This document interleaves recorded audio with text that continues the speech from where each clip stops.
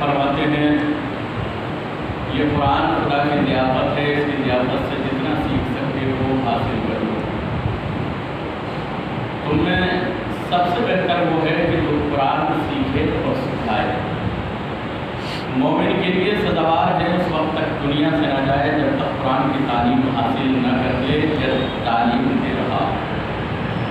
اگر کسی کی یہ تعلیم باقی رہ گئی تو وہ اٹھنے سے پہلے قرآن کو سیکھ لے۔ قرآن سیکھو کیونکہ یہی سب سے اچھی بات ہے۔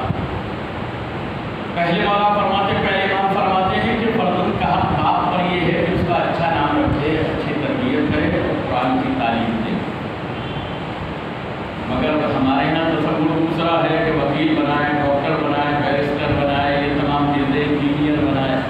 مگر اسلام کا تصور کچھ اور ہے۔ اسلام نے اپنے مزاج کے مطابق دنیا میں انسان کو بھیجا تھا کہ وہ ہمارے مزاج کے مطابق ہمارے کہے پر عمل کرے گا، مگر انسان اپنے مزاج پر چلتا ہے۔ چھٹے امام نے فرمایا کہ اپنی اولاد کو سورہ یاسین کی تعلیم دو کیونکہ یہ قرآن کی بہار ہے۔ اور پھر چھٹے امام فرماتے ہیں کہ اگر با ایمان جوان قرآن کی تلاوت کرے تو قرآن اس کے گوشت اور خون میں شامل ہو جاتا ہے۔ ضروری ہے کہ انسان تلاوت قرآن سے اپنے آپ کو متمسک بنائے رکھے جس سے گوشت اور خون میں ہمارے قرآن کے اثرات ملے۔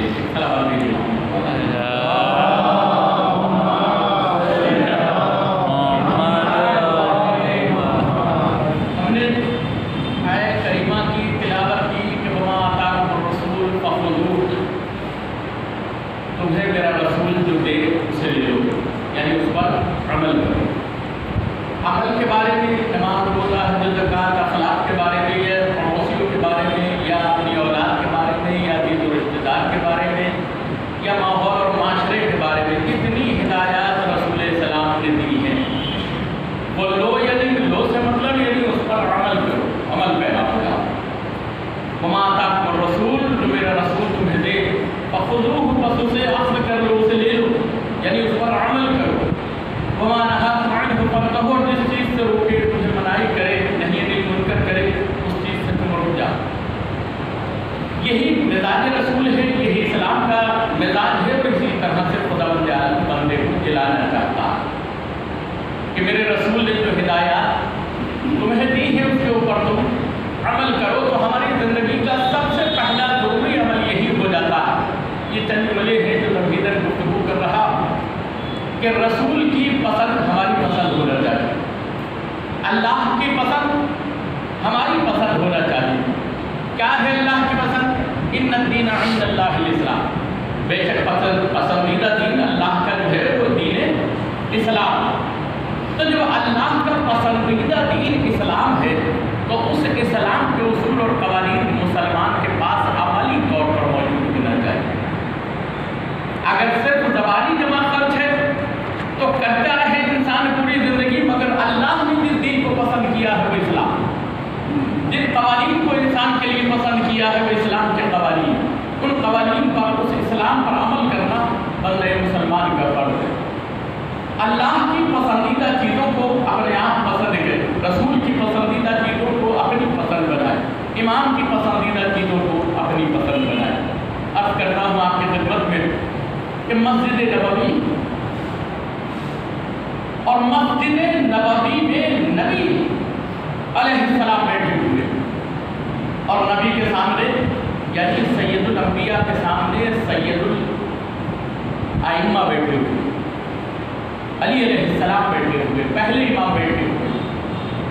کیسا نورانی ماحول ہوگا، ایک طرف مسجد نبوی ہو اور اس مسجد نبوی میں خود نبی موجود ہو اور ان نبی کے سامنے سید الاولیاء، سید المرسلین کے سامنے سید الاولیاء بیٹھے ہوئے، سید الائمہ بیٹھے ہوئے۔ کیسا نورانی ماحول ہوگا۔ اور تاریخ یہ لکھتی ہے کہ ان کے پاس میں جناب سلمان بھی تشریف فرما، اور جب راز و نیاز کی گفتگو ہوا کرتی تھی تو سلمان جب بیٹھتے تھے پاس میں اور راز و نیاز کی گفتگو ہوتی تھی دونوں بھائیوں کے بیچ، تو کسی سلمان کے علاوہ اور کسی کو بس صرف اس کو اجازت تھی کہ جو سلمان من اہل البیت کی منزل ہے وہ ان کی راز و نیاز کی گفتگو سن سکتا ہے، اس کے علاوہ اور کسی کو اجازت راز و نیاز کی گفتگو اب یہ تین ہستیاں رسول اسلام مولا کائنات سے کہتی ہیں علی مجھے تین چیزیں بہت زیادہ پسند ہیں، کیا تم سننا پسند کرو گے؟ یہ علیہ السلام کہتے ہیں اللہ کے رسول بڑا فرق ہے، آپ کہیں اور میں سننا پسند نہ کروں؟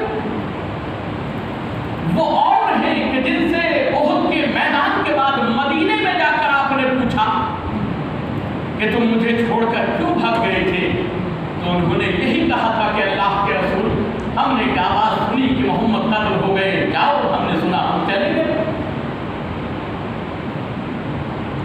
تو انہوں نے یہی کہا تھا کہ دیکھو کہ جب ہم نے سنا کہ محمد قتل ہو گئے تو ہم نے سوچا کہ اب جب محمد قتل ہو گئے تو ہم لڑ کر ہی کیا کریں، میدان میں رک کر ہی کیا کریں؟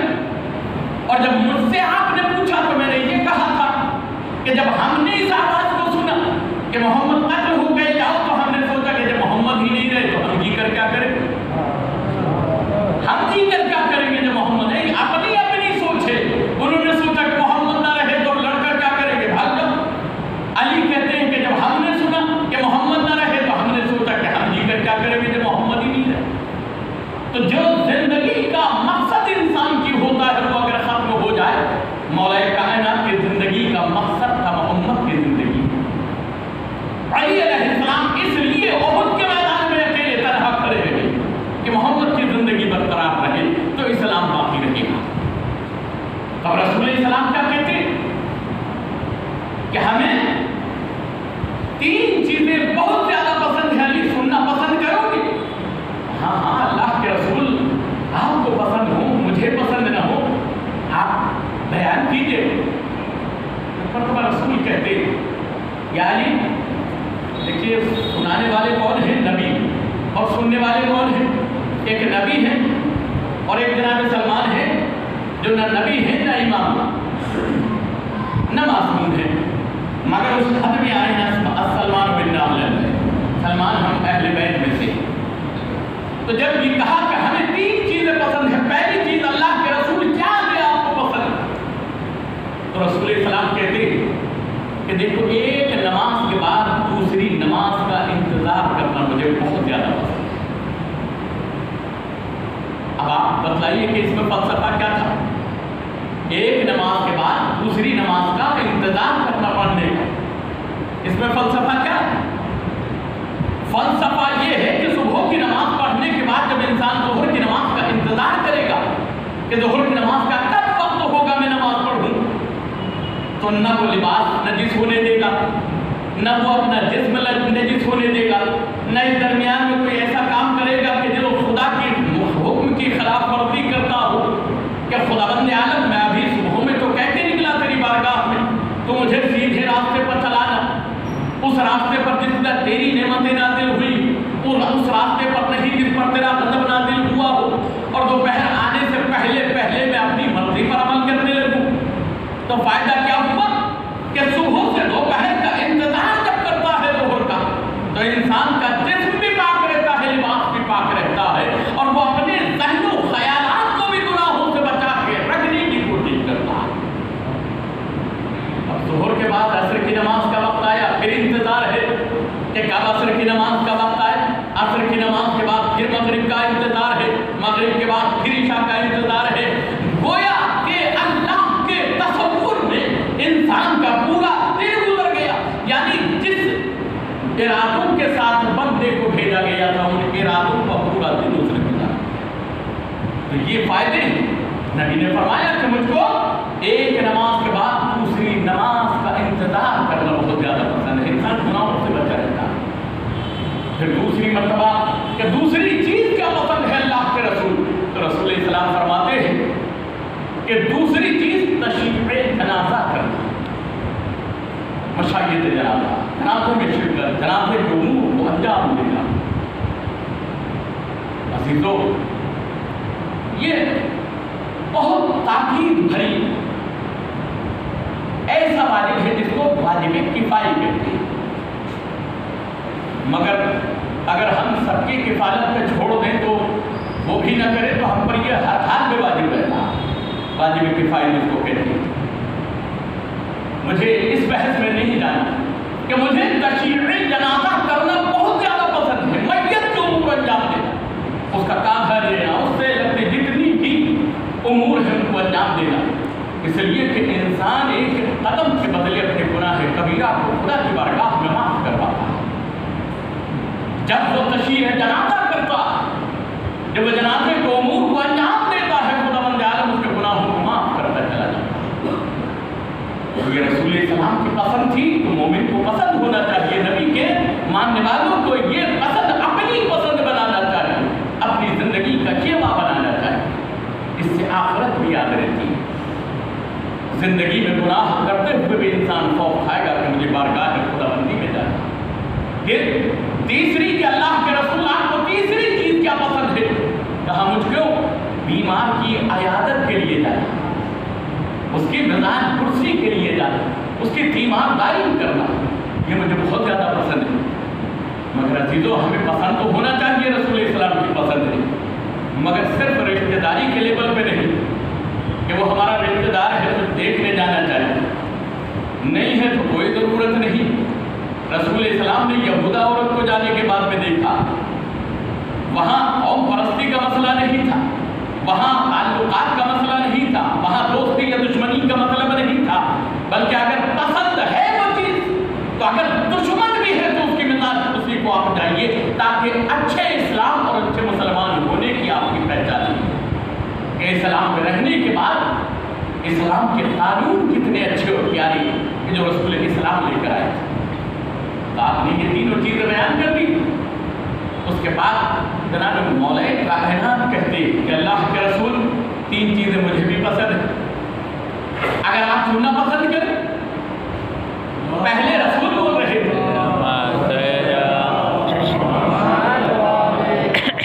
پہلے بولنے والے رسول تھے، ایک امام سننے والے تھے اور ایک جناب سلمان سننے والے تھے سامعین۔ اب علی بولیں گے ایک نبی سنے گا، امام بولے گا نبی سنے گا، اور ایک غیر نبی اور غیر امام جناب سلمان سننے والے ہوں۔ مولا کہتے ہیں اللہ کے نبی اگر سننا پسند کریں تو میں بھی بتاتا ہوں تین چیزیں مجھے بھی پسند ہے، کیا تمہیں کیا تین چیزیں پسند ہیں؟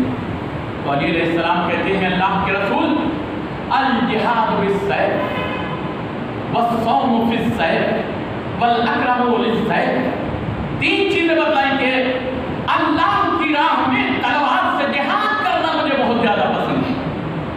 اللہ کی راہ میں تلوار سے جہاد کرنا بہت پسند ہے کسی کو پسند؟ جب امام زمانہ آئیں گے ویسے ہی حکومت نہیں مل جائے گی، بڑا خون بہانا پڑے گا، تلوار چلانی پڑے گی۔ ہم صرف الجل 3 مرتبہ زبان ہلانے میں پریشان ہو جاتے ہیں، اور جب حکومت حاصل کرنا ہوگی تو تلوار لے کر لڑنا بھی پڑے گا، خون بہانا بھی پڑے گا، اپنا بھی بہے گا، سب کچھ ہوگا، حلوہ پوری نہیں مل جائے گا بڑی آسانی سے۔ امام کے پاس جا کے سیدھا حلوہ پوری کا پراٹھے کا تھال مل جائے گا، وہاں کھا لیجیے گا۔ پہلے جنگ لڑنا پڑے گی، خون بہانا پڑے گا، اپنا بھی دوسرے کا بھی، تب جا کے کہیں اقتدار حاصل ہوگا۔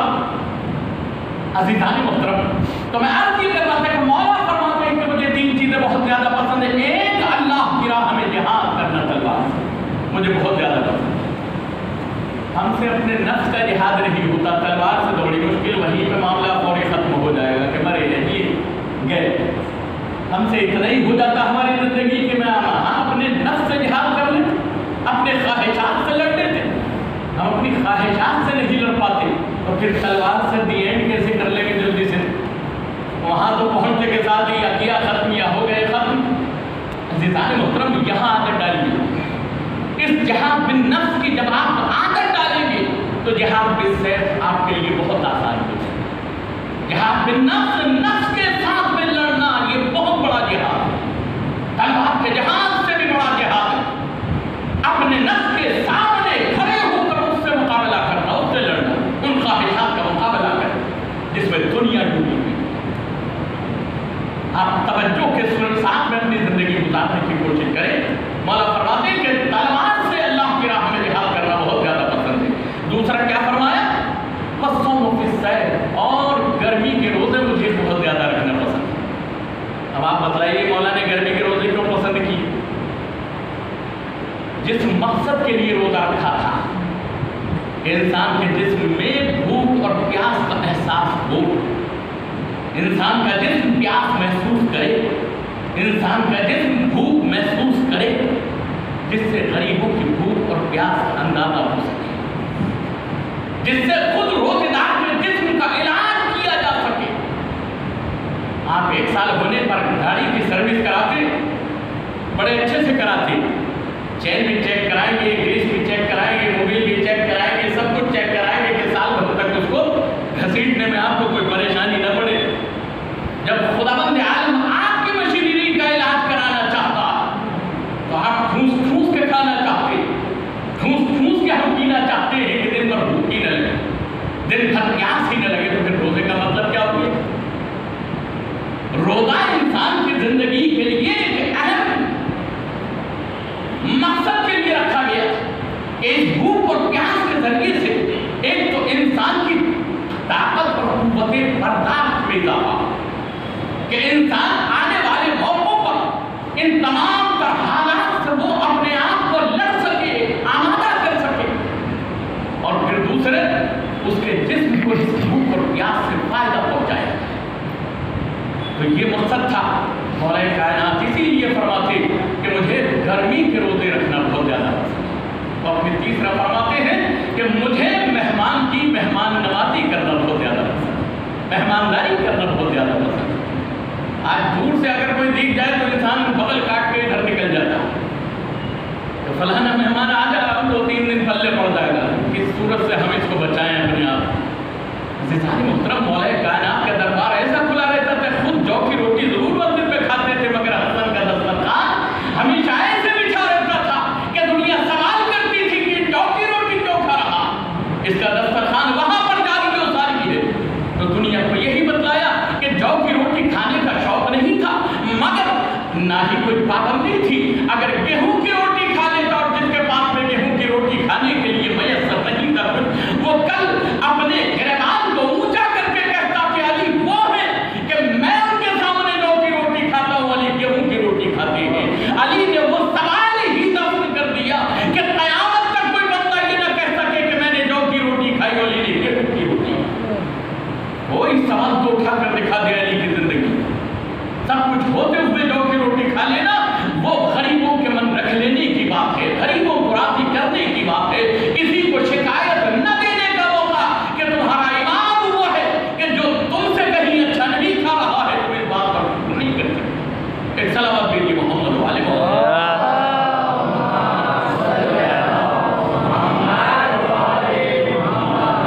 یہ تھوڑا سا لمبا ہے، اگر آپ اجازت دیں تو پورا کر دوں۔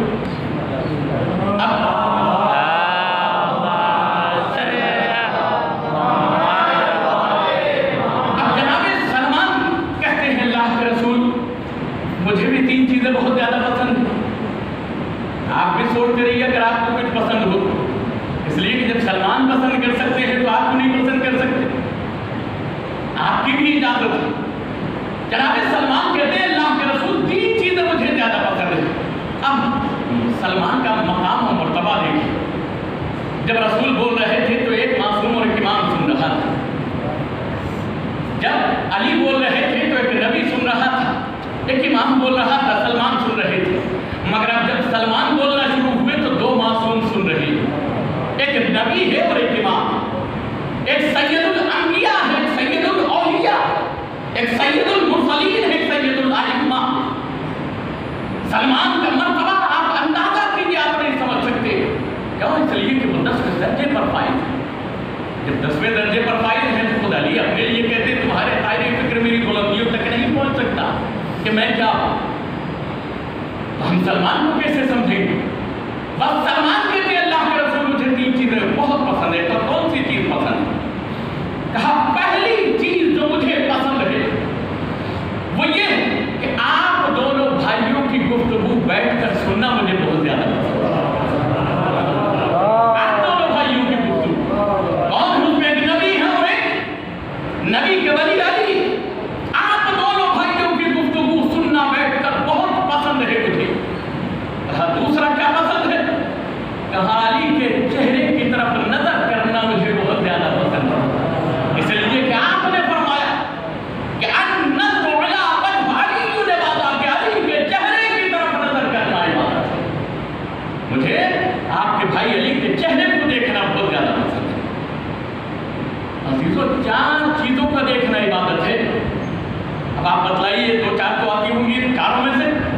دو آتی ہوں گی، خانہ کعبہ کا دیکھنا عبادت، قرآن مجید کا دیکھنا عبادت، علی کے چہرے کو دیکھنا عبادت ہے، اور والدین کے چہرے پر شفقت و مہربانی کی نظر ڈالنا یہ بھی عبادت ہے۔ کہاں لا کر کھڑا کیا ماں باپ کو، ایک طرف خانہ کعبہ، ایک طرف قرآن مجید، ایک طرف علی کا چہرہ، اور چوتھے نمبر پر ماں باپ کا چہرہ کہ جو شفقت و مہربانی کے ساتھ میں دیکھا۔ وہ انسان ماں باپ کی اہمیت کو سمجھے تو پتہ چلے۔ عزیزو، تو یہ دو چیزیں بتلائیں، اور پھر اس کے بعد میں رسول پوچھتے ہیں کہ سلمان تیسری چیز کیا پسند ہے؟ کہ اللہ کے رسول مسجدوں کا آباد کرنا مجھے بہت زیادہ پسند ہے، مسجدوں کو آباد رکھنا۔ المساجد للہ، مسجدیں خاص اللہ کا گھر ہوگی۔ آپ اللہ کے گھر کو آباد رکھیں گے تو خدا آپ کے گھر کو آباد و شاد کر دیں گے۔ ایک سلام بیٹی محمد والے محمد۔